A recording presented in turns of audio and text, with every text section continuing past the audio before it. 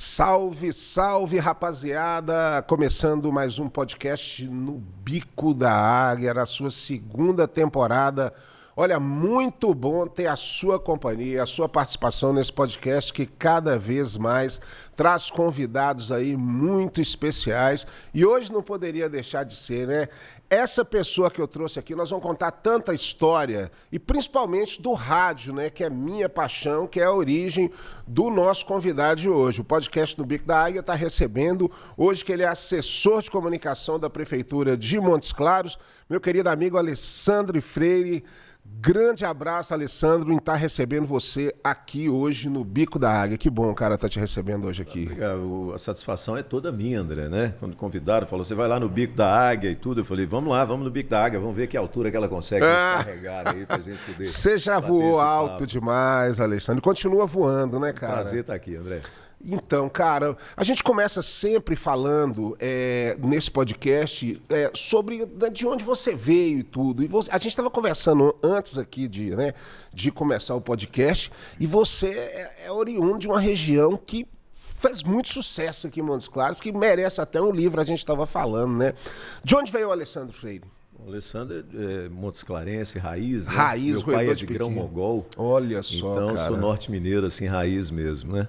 Mas eu passei grande parte da minha infância e adolescência na Baixada lá da Rua Irmã Beata, no fundo da Santa Casa ali, então, né? Naquela que lugar famosa especial, esquina da né? casa do Coronel Georgino, sabe? É verdade, é verdade. E foram momentos assim maravilhosos, porque a gente morava no centro da cidade, mas jogava bola na rua o dia inteiro, não passava nem carro. Era ali, outra né? época, né, Alessandro? Assim, era uma loucura. Né? E assim, é interessante que eu já trouxe aqui Juquita, eu já trouxe o Ucho, eu já trouxe outras pessoas que sempre trazem essa referência da Rua Irmã Beata, que reuniu um time de pessoas que realmente fizeram muita história aqui em Montes Claros, cada um na sua área, logicamente, mas uma rua que concentrou pessoas que em algum momento da história estavam ali tocando um violão numa varanda, se reunindo, não tinha internet nessa época, era outra época, né? A Rua Irmã Beata era um negócio fantástico, porque ela começava lá na Rua Viúva Francisco Ribeiro, em frente a Caenque. Não era Copasa na época, era Caenque. Olha era só, Companhia de Água e Esgoto de Montes Claros. Outra época. Né? Exatamente, que era quem cuidava da água, da distribuição da água e do esgoto em Montes Claros. E vindo dali, logo à esquerda, a gente já tinha uma área grande com pé de manga maravilhoso e tudo, e tinha Jair, que é locutor até hoje, Jair, Sim. tem um vozeirão, Claro. grava propagandas volantes e tudo mais. E em frente tinha o edifício Léa Pires, onde morava Ameriquim Martins, Olha só. Jamil Cury, né, e uma série de outras pessoas conhecidas. Vinha andando ali no fundo, hoje, onde é o fundo do Bretas, Mauro de Gonha, Marcelim, Hélio Moraes. E aí entrava na parte lá da Rua Irmã Beata do Colégio Imaculado, atrás que vinha do fundo, Genário, né, pai de Glicério, irmão de Barreto. E depois do terreno do Colégio Imaculada vinha a sequência tradicional ali, que era a Donazinha, a mãe de Zé Felipe, a avó do Vitão, né? Sim. O bisavó do Vitão, do vôlei.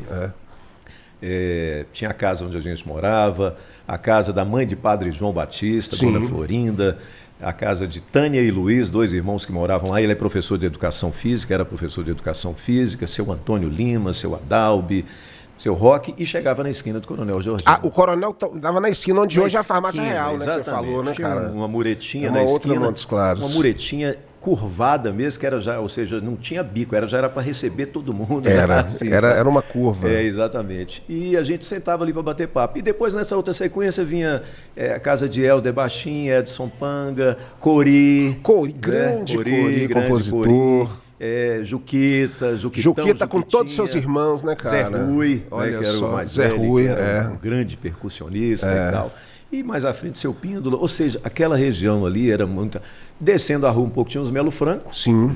Júlio Melo Franco, meu grande amigo Teco, Floriano, Aristeu. Você falou o Mário Júnior. Ribeiro também morava lá junto com o Ucho, né? Mais para subir. Rua, a casa de Mário Ribeiro. Olha só, né? cara. Padrão ali. Então, Paulinho, Marquinho, Ucho, aquela turma ficava toda ali. Então, aquela esquina era um encontro ali de diversidades, de artistas. O Ucho teve aqui comigo na primeira temporada e falamos muito sobre esse local, né? E ele que está se mostrando um grande escritor, um grande cronista. Fica a dica aí, Ucho.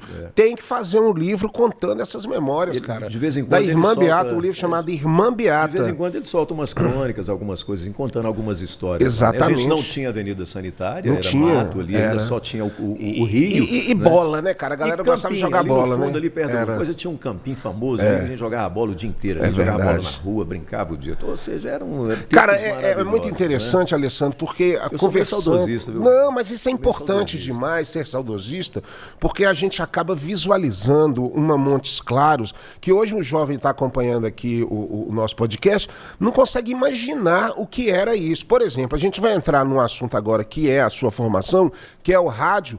Certamente essa época era a época da gloriosa Rádio Sociedade de Montes Claros, que foi a pioneira daqui. ZYD7. Então, eu trouxe o Kaique Ciufi aqui, a Furiosa, que foi uma rádio que ela marcou história na comunicação do Norte de Minas, com a formação de grandes locutores e grandes profissionais do rádio, né, Alessandro? Assim, e a sua iniciação foi lá também, não? Não. Essa época eu ainda não tinha idade. Você não estava ainda nisso. Mas eu acho que o grande legado da ZYD7, o maior nome que surgiu de lá foi o próprio Elias Ciufi, que foi quem veio para poder cuidar da rádio, tomar conta da rádio. Exatamente. Né? E que é um pioneiro da comunicação aqui em Montes Claros e no norte de Minas, e que trouxe um ganho enorme para a comunicação nossa. Né? Elias era um patrimônio da nossa comunicação. Nós trouxemos o Kaique aqui, ele falou muito sobre ele. Exatamente. Uma figura assim, espetacular. Tem uma passagem, tinha um grupo de amigos dessa época das antigas, né? Que era Constantin Cristóvão, Humberto Soto, Elias, Maurício, doutor Maurício, né? E tal.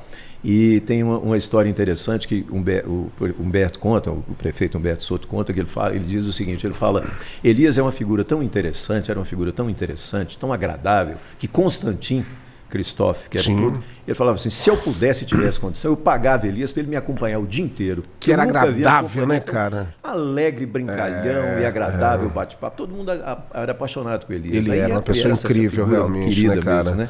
E o rádio começou com a ZYD7 com figuras maravilhosas e tudo, né? E que era o canal de comunicação que a gente tinha. Total, né, cara? E nomes assim incríveis que depois fizeram história no rádio nacional, né, cara? Você tem o Eduardo Lima, que começou lá na rádio. O próprio Luiz Tadeu Leite, que se tornou prefeito hoje em dia, era locutor da rádio também, né, cara? Programa Na Boca do Trombone. Na Boca do Trombone, Foi que fez a oposição a Toninho Rebelo na época e que conseguiu sua primeira eleição. E novo ainda, né? Jovem ainda, muito começando novo, por causa da força do rádio.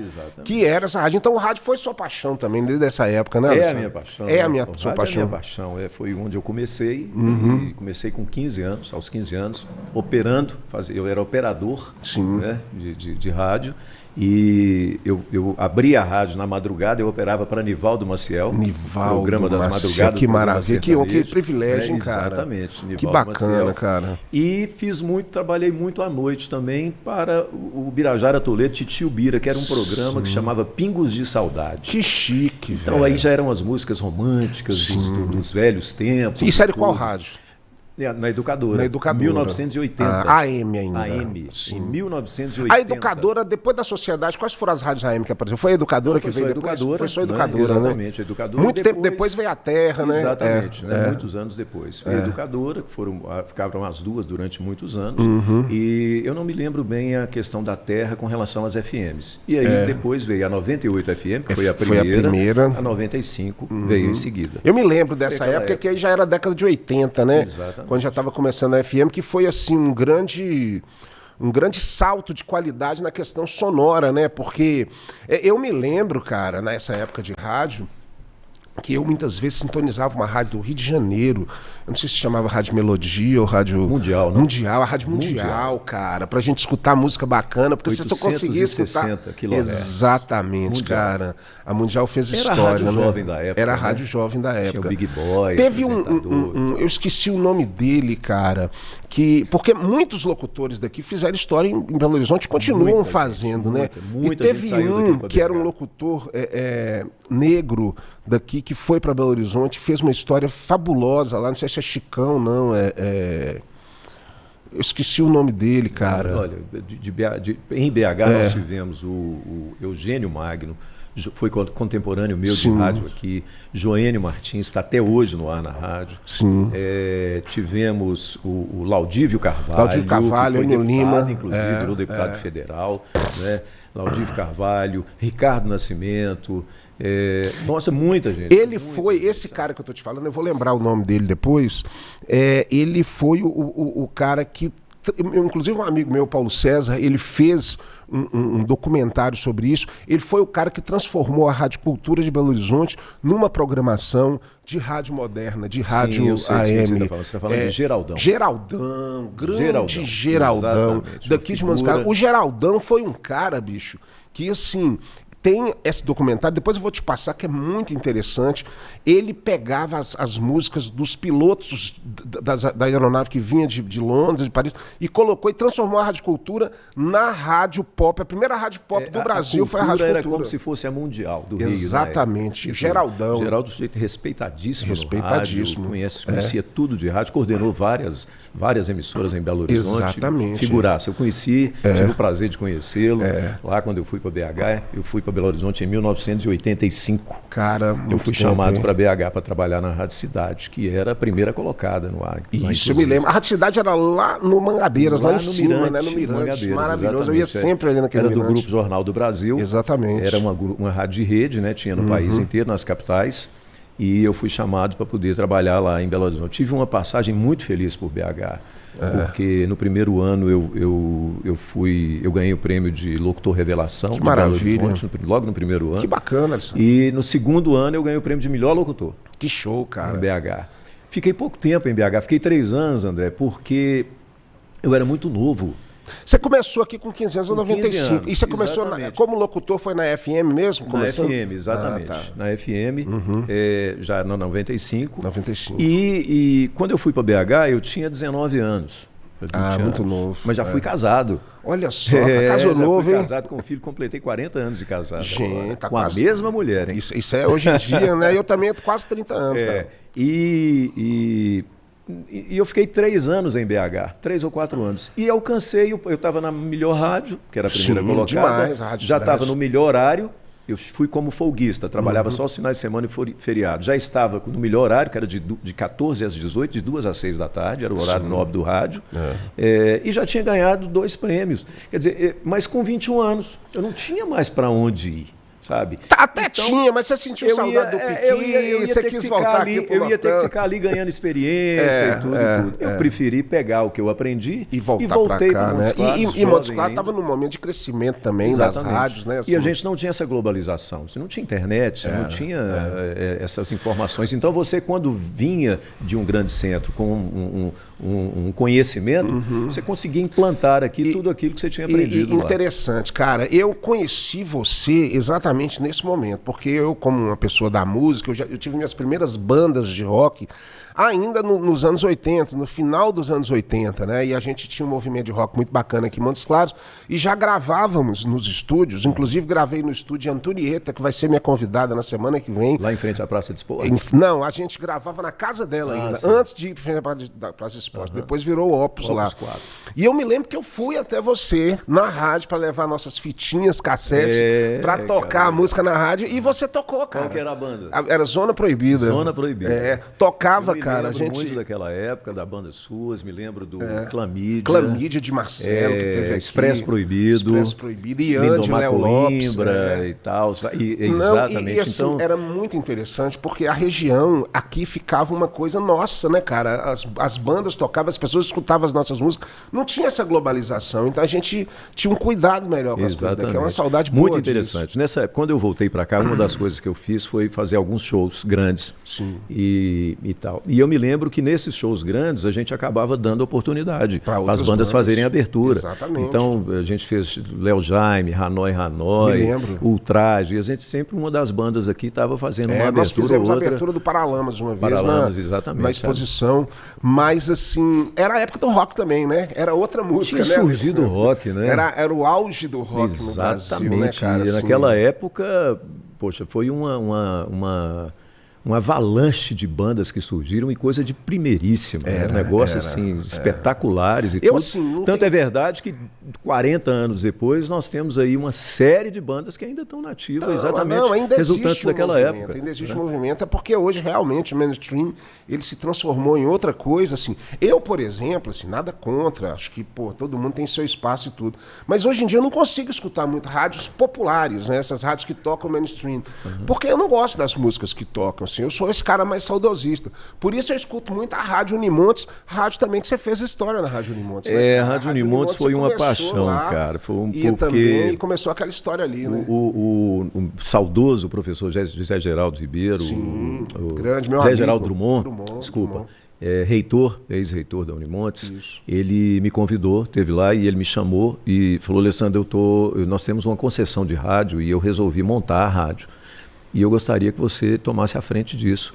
Então, assim, foi um período maravilhoso, porque aí eu tive uma oportunidade de participar mais ativamente de uma outra área, ou seja, acompanhar a construção, ajudar na construção do prédio onde funciona hoje a rádio, acompanhar a construção, montagem dos estúdios, viajar para congressos de rádio, compramos o equipamento todo, participei da compra de todo o equipamento, montamos a rádio e montei a programação da rádio. E foi um sucesso absoluto. Não, eu acho que é a rádio que salva, assim, né, cara? Até hoje, porque é uma programação que se diferencia. Mas interessante, porque assim, eu já tinha na cabeça o que eu queria fazer. Poderia ser sabe? Isso, Eu né? já tinha na cabeça, eu tinha certeza que ia ser um sucesso. Bacana, sabe? Que era uma lacuna que existia e foi dito e feito. Nós começamos a rádio como uma rádio que era cultural, né? A concessão dela é de uma rádio cultural, né?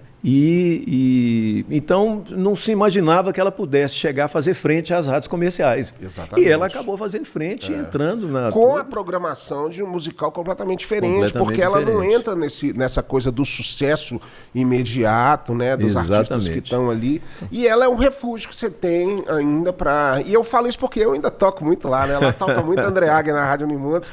Então acaba que... Não que as outras rádios não tocam, a 95 inclusive toca, a Transamérica lá, da Mônica e tal. De vez em quando toca o trabalho de artistas daqui. Mas a Unimontes toca todo dia. A Unimontes continua tocando. Foi muito prazeroso, muito legal. E logo depois disso, aí veio quase que a minha... um pré-período de política e com Humberto Soto. Pois é, porque aí você, trabalhando na Rádio 95, foi a primeira, você teve essa aproximação já com o Humberto Soto um pouco maior, Exatamente, né? Mas eu conhecia muito como eu disse, né, os finais de semana, de bom dia, boa tarde, a gente conversava um pouco e tal. E depois eu fui para nessa questão da Rádio Unimontes e tudo. Quando eu saí da Rádio Unimontes, da universidade, eu tinha já 2 cunhadas que moravam na Europa, na Holanda. E aí eles me convidaram para uma primeira viagem lá e tal. Eu fui pela primeira vez para poder conhecer. Gostei muito, achei um negócio assim, organização, um negócio fantástico, legal, organização. Né? E elas insistiram muito. Falaram, poxa, vem para cá vocês e tal. Porque, né, Marina está sozinha lá, minha esposa, estão sozinhos lá e tal. Vem para cá também. E a gente ficou naquela de vou, não vou, vamos tal, o que a gente vai fazer e tal. E nesse período eu fiquei lá uma temporada boa. Lá em Amsterdã? Não, eu ficava entre o sul norte da Bélgica e o sul da Holanda. E a cidade que mais me encantou foi Antuérpia, na Bélgica. Cidade maravilhosa, uma coisa linda, cultural, totalmente cultural. Música em todas as esquinas, gente tocando às portas das igrejas. Que legal, né? Mas assim, artistas mesmo, né? Com trios, cello e aquela coisa maravilhosa. A cultura flui assim. Nossa, um negócio assim impressionante. Acabava a celebração, a missa, porque a missa você acompanha ela em qualquer lugar do mundo. O padre fala em qualquer língua, você já sabe o que ele está falando e você responde ali em português e tudo, mesmo se não conhecendo nada do holandês, que eu não conhecia. Né? Acabava a missa, da primeira vez me surpreendeu que eu preparei para poder levantar para sair da igreja e ninguém levantou. E eu então peguei, fiquei quieto, né? Você fica ali. Aí eu falei, o que vai acontecer aqui? Aí o padre saiu, encerrou a celebração. Aí entrou um quarteto. Que legal, cara. Eu nem sabia o que ia acontecer. E fizeram ali uma apresentação de uma meia hora, André, numa igreja maravilhosa, uma coisa mais linda do mundo, sabe? Então aquelas coisas, sensibilidade Você sua, fica marca, tudo. né? Exatamente. Te marca, você né? não esquece nunca mais, Exatamente. Então, tive uma participação, tem uma rádio brasileira lá na Holanda, eu estive visitando, fiz algumas coisas lá com eles e tudo mais. Conheci uma rádio na Bélgica maravilhosa, chama Cruz FM, que era top, maravilhosa e tudo. Também tive uma pequena passagem com eles e tal. E voltei já pensando em ir embora, né? Voltei para poder vou lá, a documentação, ficar um tempo aqui, conversar com os filhos, pensar o que eles pensam e tal. Um belo dia eu fui chamado lá na rádio, meu pai me ligou e me chamou lá na rádio, ele era o diretor da rádio, da 95 e da Educadora. Sim. Ele falou assim, Humberto está querendo conversar com você, dá um pulinho aqui. Eu falei, dou. Aí eu cheguei lá, conversei com ele um pouco e tal. Tudo bem. Aí ele falou para mim, seu pai me falou que você está pensando em ir embora do Brasil para a Holanda e tal. Eu falei, eu estou pensando, deputado. Aliás, na época ele era ministro, ele tinha saído do Tribunal de Contas da União, aposentado. Sim. Né? E aí ele falou para mim, ele falou, Alessandro, eu estou pensando em voltar para a política. Possivelmente eu estou querendo me candidatar novamente a deputado. Faltava 1 ano e meio para a eleição. E eu estou 12 anos afastado. E você sabe que eu não tenho grupo, não tenho ninguém. Mas para eu definir se eu vou ser candidato ou não, eu preciso de viajar, eu preciso de voltar, visitar todos os meus correligionários políticos, Sim. meus chefes, meus amigos, né? Na região toda. Claro. Januária, Janaúba, Pirapora, São Francisco, Brasília de Minas, Mirabela, tudo. Eu preciso visitar todo mundo para ver a viabilidade disso, porque tem 12 anos que eu estou afastado. E eu não tenho ninguém. Você podia ficar comigo esse período. Aí eu me lembro que ele virou e falou assim, a Holanda não vai sair do lugar. Né? Você podia ficar comigo e rodar comigo esse período. O que você acha? Aí eu falei, conversei com minha mulher e tudo, né? Ela falou, eu acho que é uma boa, uma oportunidade, né? Também. E aí fomos. Aí foi o meu grande aprendizado da vida, viu, André? Não tem dúvida, muito novo, cara. E rodando com o Humberto Soto. Pegando foi o toda meu essa bagagem, grande né? aprendizado, sabe? Aprendi e aprendo até hoje com ele de uma forma O Humberto, fantástica. eu me lembro dele como deputado, inclusive na época ali ele foi líder do governo, inclusive na época do impeachment do Collor. Exatamente. Né? Ele foi naquela história. Aí depois ele saiu e foi ser ministro do Tribunal de Contas. Não, ele foi né? deputado ainda, né? Ele foi deputado ainda? Exatamente. Período, e depois ele foi indicado exatamente. Aí ele volta quando para ser? Que é esse momento que você volta? Exatamente. Que 12 anos depois. Ali já pelos anos 90, no início dos anos 90, né? Exatamente, nos anos 90. 12 anos depois que ele foi ser ministro do Tribunal de Contas, depois foi presidente do tribunal.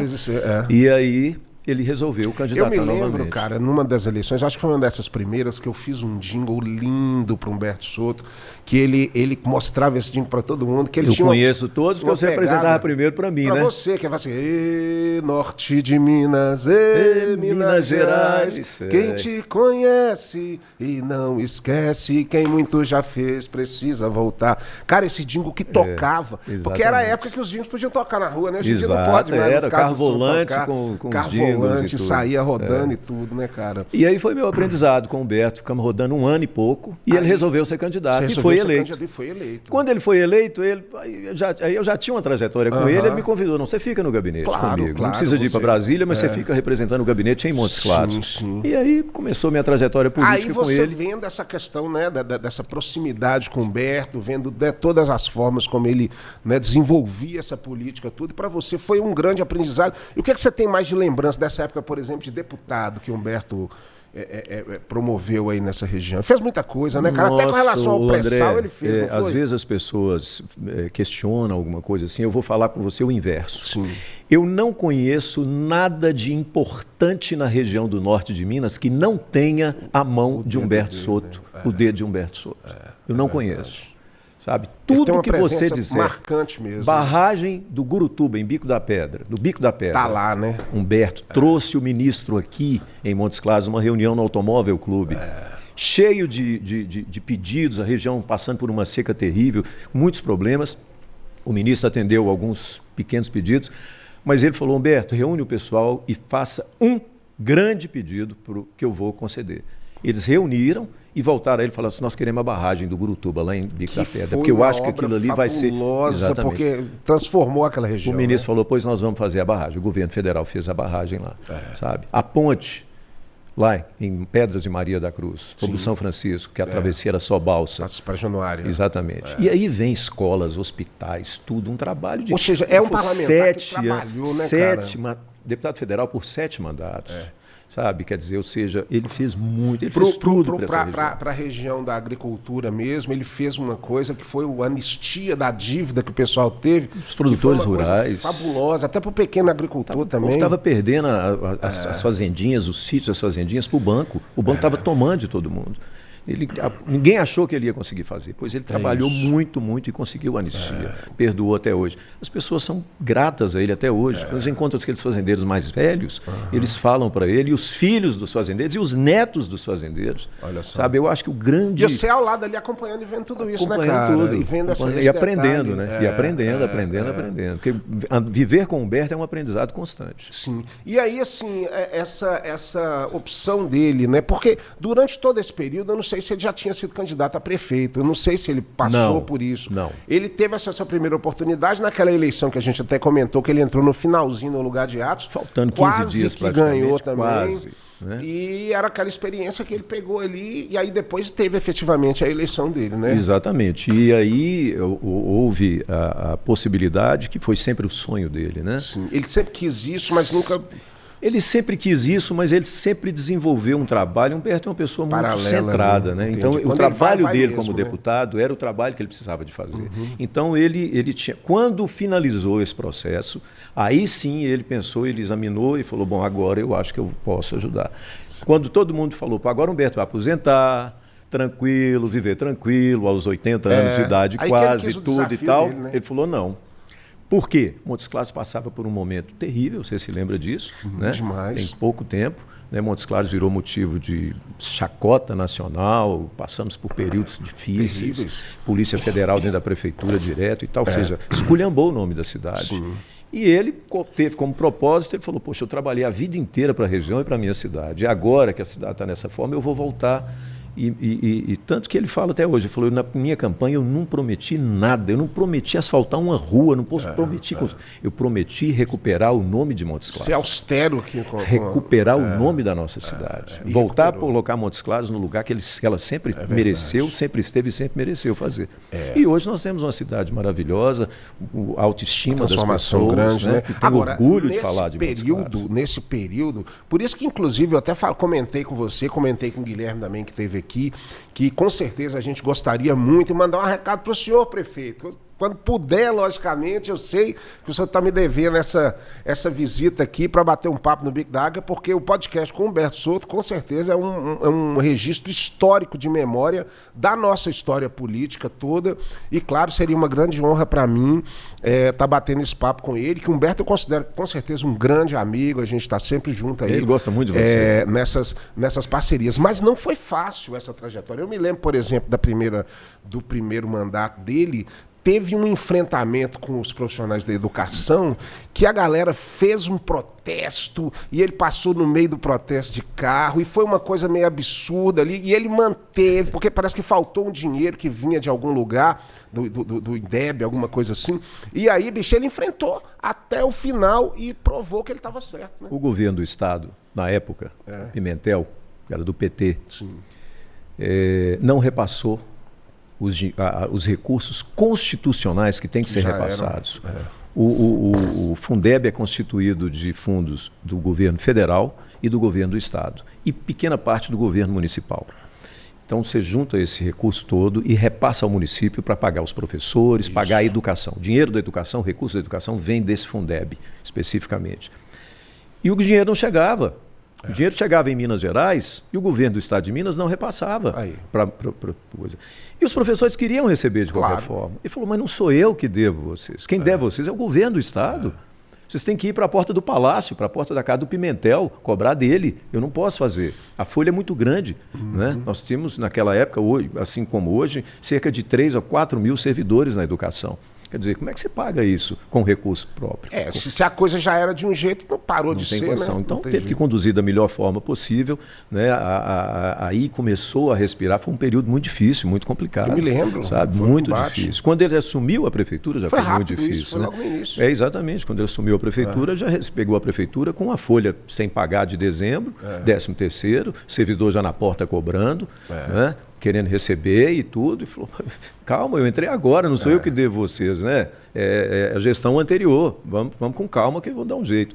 E nós passamos por um momento muito difícil, André, a prefeitura estava completamente quebrada, as pessoas não têm noção, sabe? A CEMIG queria cortar a luz. Que loucura, sabe? Cara. Os Correios pararam de enviar correspondência, tudo 6 meses devendo, laboratórios não faziam mais exames, não entregavam mais remédios, 6 meses, 8 meses devendo, largado. Tanto que ele fala até hoje, ele fala, na hora que ele entrou, que ele sentou, que ele pegou aquilo, ele fala, meu Deus, o que eu estou fazendo aqui? Né? Então, mas aí com calma, com o pé no chão, com responsabilidade, usando a experiência que ele tem, foi se ajeitando as coisas, foram se ajeitando. Mas nós passamos momentos muito difíceis. E eu senti muito isso na pele, porque como eu comandava, era o secretário de comunicação e comandava tudo isso, todas as críticas, todos os problemas, aí a rede social caiu em cima da gente, a responsabilidade era nossa. Fazer uma gestão exatamente, de responder, de falar e tudo. E eu passei por momentos complicados, confesso que teve momentos que eu cheguei agora para você ver como é que é a experiência do gestor, né? Teve momentos em que eu falei com ele, eu entrava no gabinete e falava, prefeito, eu não sei o que nós vamos fazer mais, eu não estou aguentando, a pressão está muito grande e tudo. E ele falava sempre, calma, rapaz, calma, fica tranquilo, que eu já tenho tudo aqui, ó. Ele falava assim, está tudo aqui, ó, programado. Pode ficar tranquilo que vai dar certo. Sabe? E realmente, com o passar do tempo, você vê as coisas se ajeitando. Porque você precisa realmente ter calma, né, cara, para gerir uma cidade. Montes Claros é uma cidade de quase 500 mil habitantes. Exatamente. Que claro que nós ainda temos aqui muitas deficiências, muitas coisas que nós precisamos melhorar. Demais. Eu estava escutando o reitor da Unimontes, que até vai ser meu convidado futuramente, falando que das 10 cidades menos desenvolvidas no Brasil não, em Minas Gerais, estão aqui na região do norte de Minas. Todas têm Unimontes, mas elas têm um índice de desenvolvimento muito baixo, muito pequeno, que a gente precisa levantar isso. E levantar essa autoestima do norte mineiro, essa autoestima do Montes Clarense, que é uma coisa muito importante, assim, que às vezes a gente fica se sentindo como o patinho feio da situação. Eu vou te dar um conselho, eu vou sugerir um nome para você trazer aqui para falar sobre isso, sobre o norte de Minas, as possibilidades e tudo. Frederico Assis, Fred Assis. Tem um conhecimento profundo da estrutura econômica da região, de tudo que está acontecendo na região, de perspectivas, do conhecimento da energia fotovoltaica. Eu estive conversando com ele recentemente e ele dá uma aula de norte de Minas. Do que as possibilidades que nós temos aqui. Ele é um entusiasta da região, sabe, da energia fotovoltaica, de tudo que está acontecendo e tudo. Ele fala, o norte de Minas vai ser uma Califórnia. É o que a gente sabe, daqui espera, vai sair muita coisa, exatamente, sabe? Então, a gente fez uma visita há algum tempo atrás lá na Prefeitura de Montes Claros, o subsecretário me parece que de desenvolvimento, alguma coisa assim, do governo de Minas. Com muitas propostas, muitas ideias boas, ideias novas, sabe? Eu gostei muito da conversa, que representa um pouco do pensamento do governo Zema, sabe? Então gostei muito, achei muito interessante. Mas eu brinquei com ele, uma hora falando com ele e tudo, eu falei, olha, nós tivemos um período aí há um tempo atrás, no governo do Aécio Neves, que o Aécio tinha determinado que para cada real investido no sul de Minas ou no Triângulo, tinha que vir 2 para o norte de Minas, né? Claro que é um pouco de marketing também, aquelas coisas todas e tal, mas pelo menos as pessoas começaram a olhar um pouco mais para cá e tudo mais. Aí eu brinquei com ele, falei com ele, vocês têm que aproveitar e fazer os investimentos que vocês querem fazer aqui no norte de Minas, porque quando a coisa começar a alavancar já aqui, vai ficar mais caro. Nós não vamos aceitar tudo, não. Nós não vamos aceitar qualquer um chegando aqui querendo fazer as coisas, não, sabe? Porque as nossas perspectivas são muito grandes, André. Basta que é necessário que o poder público olhe para a região. E dê oportunidades para esse povo crescer na educação. Vou te dar um exemplo. Na questão do desenvolvimento. Vou te dar um exemplo de como é que as coisas são mal planejadas, são mal feitas. Quando falaram de vir para cá o biodiesel, aquela indústria do biodiesel, que está aí até hoje, né, disseram que era a redenção da região. Porque todos os pequenos produtores poderiam plantar mamona, peão manso, não sei o quê e tal. Mas aí não teve dinheiro do Banco do Brasil, nem do Banco do Nordeste, não financiou ninguém. Hoje nós compramos a matéria-prima, até algum tempo atrás, essa matéria-prima do biodiesel aqui vinha do Sul. Sabe? Quer dizer, então é uma falta de planejamento, é um descaso, sabe? As coisas não são feitas com seriedade, sabe? E aí é nisso que o dinheiro público vai indo embora, e não sobra para fazer as coisas que tem que fazer. É verdade, sabe? É verdade. Porque dinheiro tem, né, cara? É aquilo que eu te falei. Por que apareceu o dinheiro da Prefeitura de Montes Claros? Porque não se compra uma xícara na Prefeitura de Montes Claros sem Humberto Souto autorizar, sem passar pela mão dele. Então tem austeridade. Exatamente. Nisso, né? E ele fala claramente isso, fala, por isso é que nós chegamos onde nós chegamos, por causa do controle, de saber o que está acontecendo. Pode, não pode, não pode. Com ele é assim. E as coisas não tem meio claras, termo, né? Não tem tapinha nas costas, não tem eu vou ver, não, nós vamos dar um jeitinho. Não existe jeitinho. Entendi. Sabe? Na Prefeitura de Montes Claros a gestão hoje é pode, não pode, não pode. Quem autoriza é o prefeito. Tudo. Obras, compras, licitação, tudo passa pela mão dele. Ele é que comanda o processo todo. E, né? Então, por isso é que a coisa deu certo. Surgiu algum dinheiro novo? Não. Surgiu dinheiro do governo federal? Não. Surgiu do governo de Minas? Não. É o dinheiro mesmo que é arrecadado. Se você tiver seriedade, não roubar e não deixar roubar, agora você vê o dinheiro aparece. Como isso reflete na opinião pública, né? Assim, a segunda eleição do Humberto, ele foi eleito no primeiro turno de uma forma, assim, acho que foi a sem sair de casa, eleição, exatamente, sem assim, sair de casa, sem fazer campanha tão forte assim. Você vê que o povo reconhece. Reconhece. Quando a coisa acontece, reconhece tudo, né?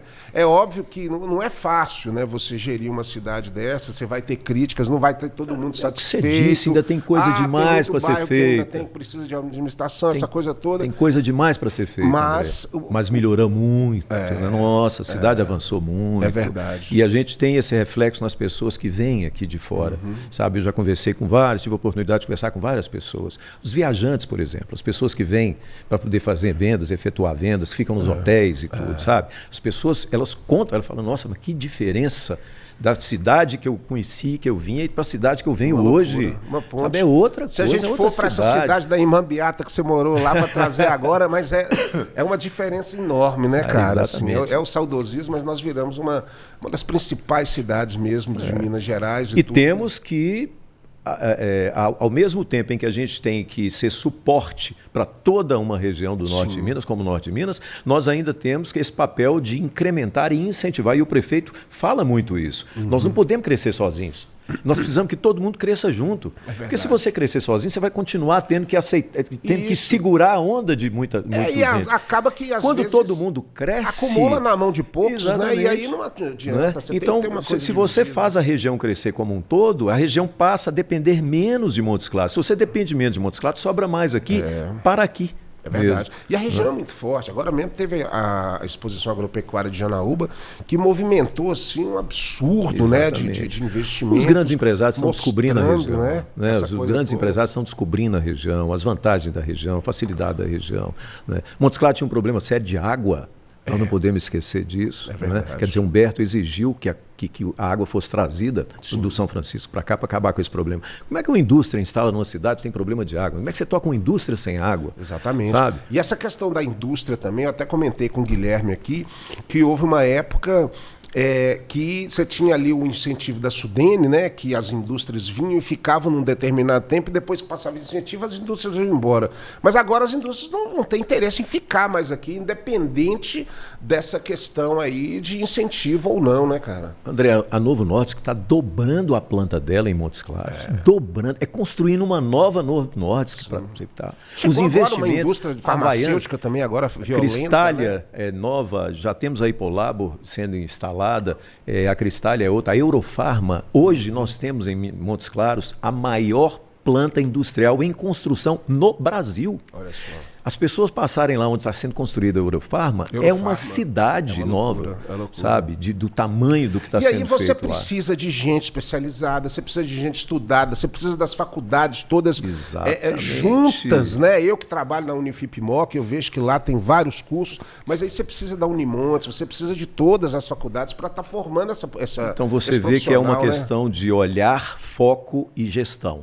Se você perceber que Montes Claros tem hoje cerca de 40 mil universitários, estudantes universitários, você vai dizer que 10% da população de Montes Claros praticamente é universitária. Ou seja, você tem uma possibilidade de mão de obra fantástica. Grande, em todas fantástica. As áreas, né? Você entendeu? Então é esse olhar, o que falta realmente na gestão, na gestão do governo federal, do governo do estado, é esse olhar de possibilidades. Onde nós temos possibilidade. Pô, Montes Claros é uma possibilidade, então vamos investir alto em Montes Claros, porque você vai desenvolver uma região inteira no norte de Minas. É verdade. Mas você quer ver como é que são as coisas? Nós temos uma escola técnica federal, que já mudou tanto o nome, eles já mudaram o nome sem inaugurar. Que está construída lá em Grão-Mogol, aproveitar que eu falei que meu pai é de Grão-Mogol, está construída lá em Grão-Mogol, eu perdi as contas, 3, 4 anos, 5 anos que está construída lá. E não funciona? E não funciona. São 1.000 a ideia, aquilo que eu te falei, a ideia às vezes da concepção é muito bonita. Você vai ter cursos aqui que sejam característicos de aptidões da região. Então, por exemplo, Grão-Mogol tem um polo imenso de eucalipto, de plantação e tudo mais. Então pode ser moveleiro. Então aqui pode ser um polo moveleiro, porque a gente já tem a matéria-prima aqui do lado, certo? Então nós vamos ter curso disso e etc. Então a ideia é muito boa. Vamos implantar. Não sai do papel. Construíram a escola, está lá aquela coisa grande, maravilhosa.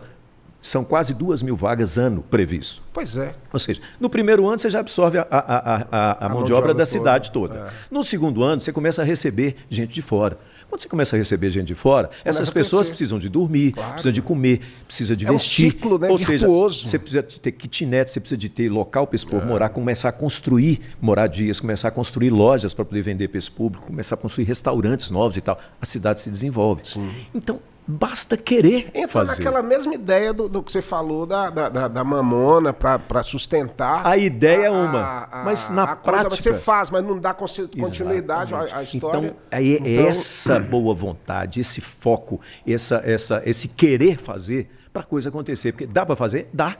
As ideias são boas, mas se perdem na troca de governos. Isso aqui não me interessa mais não, vou partir para passar para essa outra coisa. Isso era uma coisa absurda que acontecia, assim, de um novo governo, quando vinha, ele descredibilizava tudo que o outro fazia, que não servia, podia estar uma obra para prestes a inaugurar alguma coisa, para querer retomar e ficar com aí eu volto a falar da visão de Humberto Soto. O que Humberto fez? Humberto pegou muita coisa que estava parada aqui tudo e finalizou. A UPA do Chiquinho Guimarães. Gente, quem não conhece a UPA, vá lá para poder ver. Que coisa maravilhosa uma obra daquela. Abandonada, gastaram quase 3 milhões de reais na obra.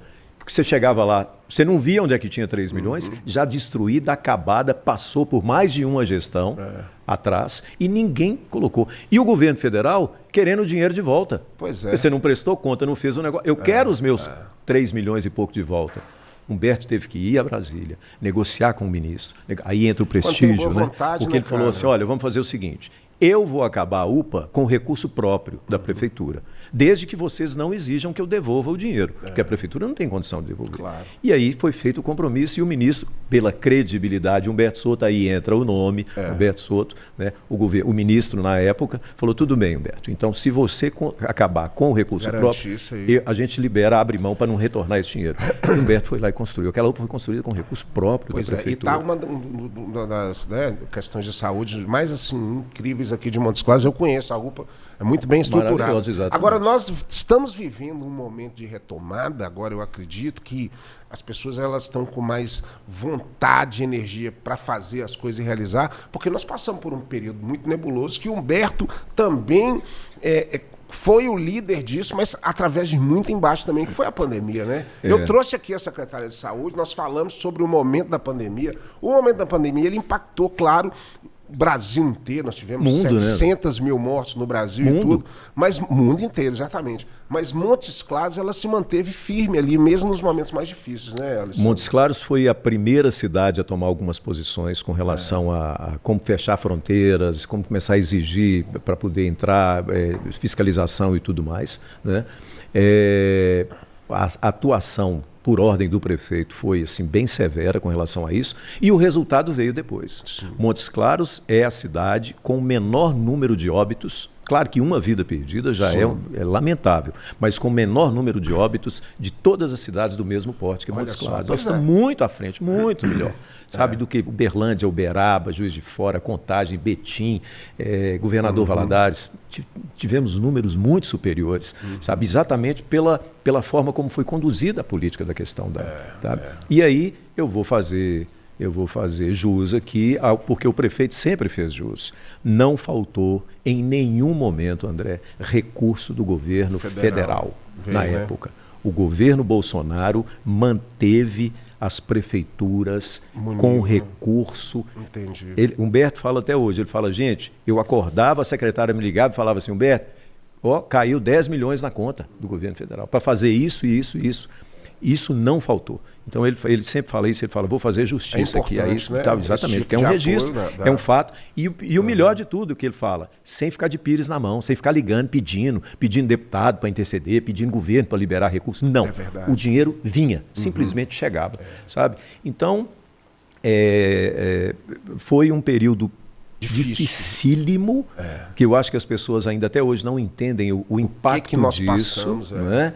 Na educação, por exemplo. Por que 2 anos, criança fora da escola, sem poder... Aí você dá uma educação online, você dá uma educação assim... Uns têm uma estrutura, já não é, outros exatamente, não, quer dizer, desigual, onde né? isso vai impactar mais à frente, onde isso vai ter esse reflexo, sabe? Então é uma coisa assim, que a gente ainda está vivendo. Ninguém sabe o que vai acontecer ainda. Não, tudo ainda é muito instável dentro de tudo que passou. Mas, Alessandro, quero falar com você também sobre um assunto que é também muito importante para nós, para mim é muito caro também nesse sentido, que é a cultura. Montes Claros é uma cidade, você morou na Irmã Beata, você viu o que é cultura, né? Ali é uma coisa absurda. Mas Montes Claros é a cidade da arte e da cultura, pelos seus talentos, pela sua força cultural, pelas suas manifestações culturais. E nós temos aqui a festa, né, de agosto dos Catopeses, que é essa festa tradicional que assim, movimenta realmente a cidade entra numa outra áurea e tudo. Mas a gente sabe também que dentro dessas prioridades aí, a cultura ela acaba ficando com uma parcela menor de investimentos, assim, as preocupações em outras áreas elas acabam tendo uma visão, um olhar destacado nesse sentido. Eu imagino que essa festa, por exemplo, ela poderia ter, eu falei isso com o Humberto, falei com o pessoal da cultura que esteve aqui também, ela podia ser como uma festa de Caruaru do Nordeste, que sai no Jornal Nacional de tão grande que ela é, porque ela se tornou isso, né? A prefeitura ela tem essa preocupação, e a gente teve o João Rodrigues, que foi o secretário, agora é a Júnia que está lá na secretaria, de ter esse olhar para valorizar, porque a indústria criativa, ela movimenta um valor muito grande de profissionais e de investimentos também, e serve para muita gente, né? Olha, eu posso te dizer que o prefeito ele tem esse olhar sobre isso. Mas é o que você disse, André, as necessidades básicas da cidade são tão grandes. Nós viemos de um período tão difícil e tão complexo que fica muito difícil você destinar recursos mais vultosos para poder executar esse tipo de coisa. Eu também acho que aqui nós poderíamos ter um mês de junho como o forró do Nordeste, os forrós do Nordeste. A gente poderia ter festivais maravilhosos aqui que pudessem projetos, ser feitos, por exemplo, exatamente, na Praça da Matriz, projetos em vários lugares. Mas hoje nós temos um problema também, André. Você se lembra muito bem que a gente tinha festivais aqui de música, lá no Campo do Casimiro, acontecia tudo. Mas hoje me parece que as pessoas passaram a depender 100% do poder público para isso. E o poder público, ele hoje não tem condição de fazer isso.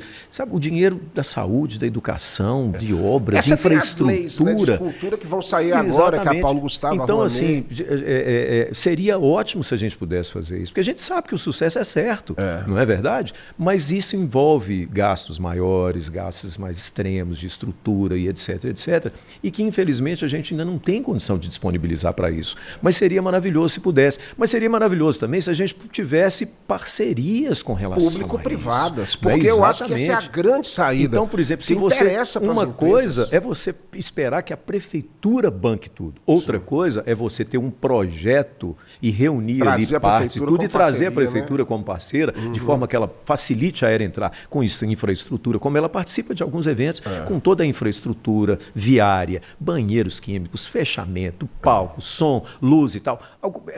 Eu dou essa parte. Outra parte, cachês, estrutura, viagem, tudo, fica por conta de outro poder. E aí sim a coisa anda e funciona. Mas deixar tudo dependente da prefeitura é muito complicado. Né? Então nós fizemos festas maravilhosas. Como você disse, as festas que o João Rodrigues fez na cultura, a festa de agosto, o carnaval nosso que foi recuperado.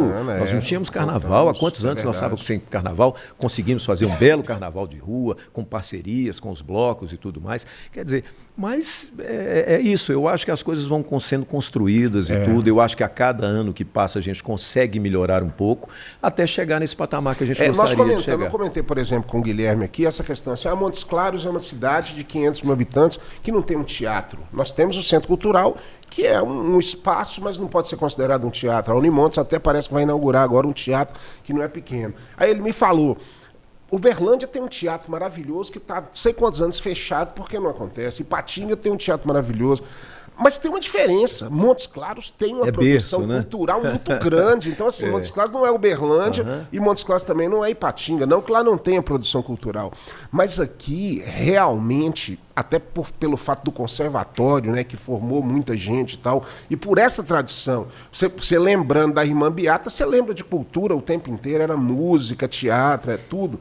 Então, assim, é importante valorizar esse potencial, esse diamante que nós temos aqui, que são os nossos valores culturais, em todas as instâncias, sejam os mais antigos aos novos que estão chegando. Né? Eu acho que você está certo, nós temos esse berço nosso natural e que é importante a gente valorizar, não é? Acho que as coisas vão sendo construídas aos poucos. Nós tivemos, por exemplo, um período em que tinha um projeto, me parece que da gestão do Atos, de fazer lá num dos galpões da rede ferroviária uma área e tudo e tal, mas aí, de novo, a coisa vai anda e depois ela retroage. A gente não sabe o porquê, o motivo que as coisas acabam não andando. Essas indústrias que estão chegando, é grande, que tem dinheiro, uma Alpargatas, mas eu acho Novo Norte, que isso aí, assim, você faz uma parceria. Exatamente, eu acho que o momento, é isso que eu falo, eu acho que o momento é esse, de você resgatar. Por exemplo, nós temos uma tradição nossa aqui que nós não podemos deixar morrer. As quadrilhas, por exemplo, na época junina agora que nós estamos nela. Né? E você vê que se você não tem eventos que fomente isso acaba ficando cada vez mais no bairro, cada vez mais distante e tudo, e vai acabando. Ou seja, nós precisamos de resgatar essas coisas. Mas as boas quadrilhas, não as quadrilhas antigas que tinham, né? Não, a quadrilha de forró, né? Aqui. Mas, olha só, cara, eu acho que a questão é o seguinte, você vê essas cidades todas que têm investimentos culturais, as grandes salas de espetáculo, elas levam o nome da empresa. Lá em Belo Horizonte. Se não fosse isso, já teriam fechado. Fechado. O Cine Brasil, Valorec.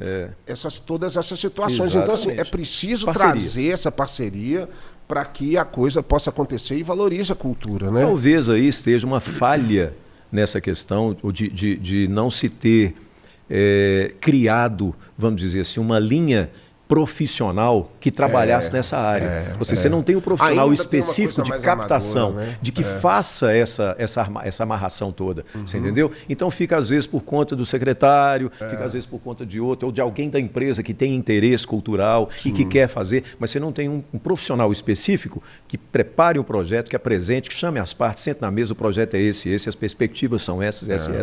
A empresa vai ter essa visibilidade, né, desse profissional de cultura que acaba que estamos tendo. Eu participo de vários grupos aí envolvidos em cultura. Eu acho que tem muita gente boa aí que está despontando e nós temos uma boa perspectiva. Alessandro, nós estamos chegando já na reta final, você vê que... Já? Cara, você imagina, Puxa esse vida. bate-papo vai batendo papo, você tomando um cafezinho, não é cerveja, olha lá, ó. Eu não falei de saúde aos montes, a nossa eu não produtora, falei de... então, eu vou deixar... de programa Viver Mais, se eu não falar isso, minha mulher me mata. Exatamente, então eu vou deixar você nessa reta final agora, exatamente para dar esse recado final sobre, eu sei que são muitas coisas, mas para dar esse recado final do atual momento aí da prefeitura. Não, eu não, e realmente o convite não foi feito para que eu viesse falar única e exclusivamente de administração. A gente vai falar um pouco de carreira, do rádio, de tudo, né, desse bate-papo, Claro.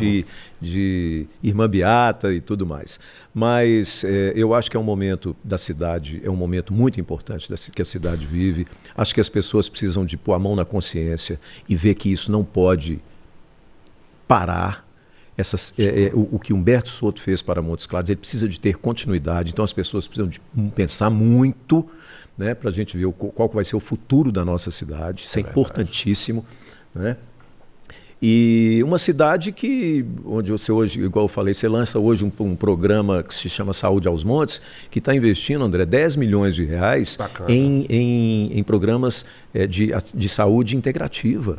Aromoterapia, yoga, fisioterapia. Coisas que nem imagina que existiam. São N pontos da cidade que vão começar a receber processos que é para você fornecer qualidade de vida para a população. Ótimo. Né? Olha os parques que essa gestão já construiu. Sagarana, o Cândido Canela, a revitalização do Parque Municipal, do Parque João Botelho, lá e tudo, sabe? São parques maravilhosos, onde hoje você tem pistas de caminhada, playground e tudo mais. Você hoje tem áreas de lazer maravilhosas na cidade. Inaugurou recentemente o Parque da Paz, lá no Ibituruna. Lindo, lindo, lindo parque. Vai inaugurar no dia 2 de julho, um dia antes do aniversário da cidade, que é num domingo, né? O aniversário da cidade é na segunda-feira, o Parque Vila Segura, lá no fundo do Maximin, ao lado do Maximin, que tem um condomínio lá grande, enorme, a cidade cresceu demais, um parque maravilhoso. E o Sapucaia, também. como é que está a situação de lá? Em processo de revitalização, já está o secretário de Meio Ambiente já está pensando na data de inauguração já, ele já está afinando isso e alinhando isso com o Guilherme, o nosso vice-prefeito, e com o prefeito para ver a data de retomada do Sapucaia, de reinauguração do Sapucaia. Quer dizer, você tem hoje qualidade de vida. O prefeito pede muito. Gente, gosto muito de fazer asfalto, de construir prédio novo, de UBS nova, de tudo, mas a gente precisa de preocupar com as pessoas.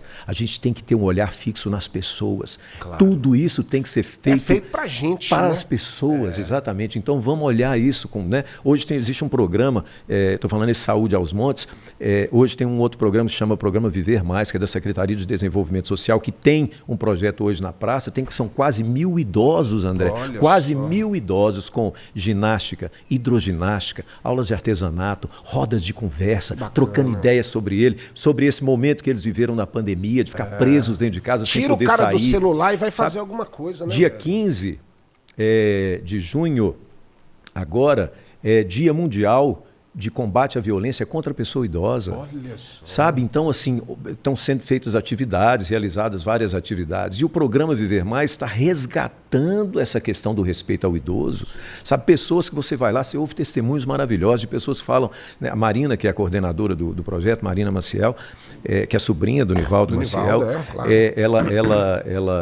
ela relata do testemunho das pessoas, sabe? Fala, eu estava preso em casa e não tinha mais opção, não tem. Minha vida hoje é sair, vir aqui para a praça, conversar com as pessoas, bater numa roda de conversa, falar dos nossos problemas, ir para a hidroginástica, sabe? Fazer. Quer dizer, dando uma qualidade de vida. O prefeito está de olho em tudo isso. Ele quer desenvolver tudo isso. Mas é aquilo que você disse, a cidade tem muitos problemas ainda. A gente precisa de resolver muita coisa. Mas o foco, ele está centrado. Ele está crescendo, a cidade está desenvolvendo. Eu acho que a gente tem que ter essa preocupação agora para onde a cidade vai. O prefeito encerra o mandato dele no ano que vem, né, Humberto Soto, os 2 mandatos. E qual é o futuro que a gente quer para a nossa cidade? A população ela vai saber avaliar tudo isso aí. Exatamente. Porque hoje em dia a informação ela está muito presente. E assim, nós temos responsabilidades também, né? Assim, a gente realmente sabe que uma decisão errada aí pode pôr a perder muita coisa. Já aconteceu aqui na cidade. E aí, né? assim, a gente sabe disso. Uma decisão errada e anos e anos de atraso aconteceram. É verdade, né? é verdade. Então acho que agora esse é o momento. Mas agradecer assim imensamente. Foi um prazer ficar aqui batendo esse papo. não deu para falar de tudo. De então, tudo, tinha muitas coisas. Eu quero retornar. Não, com certeza, você vai retornar. Mas antes da falar mais sobre música, falar mais sobre rádio, falar mais sobre outras coisas. Antes da sua palavra final, da sua despedida final, eu preciso falar do nosso patrocinador, que é a Personal Jingle. A Personal Jingle é uma empresa especializada em jingles publicitários, inclusive que fez os jingles do Humberto Soto já faz há muito tempo. Então a comunicação por música com certeza é algo fantástico. Os jingles estão na cabeça de todas as pessoas. E a Personal Jingle é a nossa produtora, a nossa patrocinadora aqui do nosso podcast, Personal Jingle. Então você pode entrar no site. Agora estamos com jingles novos aí, saiu com jingle da Avelar, temos jingles da Expomontes também, que a Personal acabou de produzir. Então é um trabalho muito bacana que você aí pode estar entrando em contato e fazendo um orçamento para você comunicar com música. Não tem nada melhor do que música, né, Alessandro? Comunicação com música é tudo, né, cara? Bom demais. Alessandro, mais uma vez, muito obrigado por sua presença. Você tem uma história incrível, realmente. E, assim, tenho certeza que você vai estar dando continuidade a isso, porque, né, não para. Não é porque o Humberto vai sair que a sua carreira continua. E eu tenho uma impressão que você vai voltar para o rádio em breve, porque eu acho que o rádio é o lugar que você se sente ali realmente feliz, né? Mas aquele rádio que a gente falou, aquele rádio do bate-papo, da conversa, né? E você pode me convidar quando você tiver com esse programa novo lá. Com certeza. O rádio é a minha paixão e a minha vontade. Eu quero, finalizado o trabalho oficial, vamos dizer assim, eu quero voltar para o rádio, quero fazer rádio. Sim. Quero fazer rádio. Isso é bacana. Sabe, como a gente sempre teve prazer de fazer.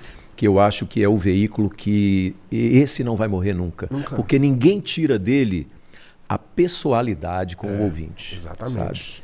A pessoalidade com o ouvinte. Ninguém tira. Ele é a companhia que você tem. Todos os outros veículos, você precisa de parar o que você está fazendo para você prestar atenção. O rádio não. Você vive o dia inteiro, se você quiser, com o rádio falando com você. Disso, muitos anos com o rádio falando com você. Não é isso? É onde a imaginação acontece. Então, vai mudar um pouco a estrutura, muda um pouco a segmentação, muda um pouco as coisas, mas o objetivo dele, que será a companhia diária, essa não muda. Nunca. E nessa companhia você pode conversar com as pessoas. Claro, o próprio podcast é um resultado disso, que a pessoa pode escutar o nosso podcast através do Spotify. Exatamente. Que é como se fosse um programa de rádio. Né? Não é isso? Alessandro, brigadão, cara. André, eu que agradeço. Show de bola, parabéns aí pelo trabalho, pela gestão do Humberto Soto. Estamos abertos aqui para novas entrevistas, com certeza. Com certeza. E o Bico da Águia vai ficando por aqui. Na semana que vem nós temos mais um convidado super bacana para vocês. E um super beijo e até o próximo no Bico da Águia.